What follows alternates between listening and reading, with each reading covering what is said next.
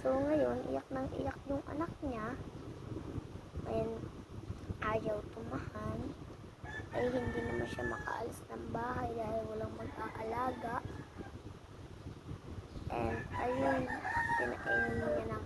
pinainom niya ng alak and nakatulog yung bata. Pagkatapos ng party na nun, isang araw, hindi magising yung bata. Yung ina, dinala siya sa ospital. Sabi naman ng doktor na okay naman daw yung bata, kaso naepektuhan daw ng alak yung katawan niya.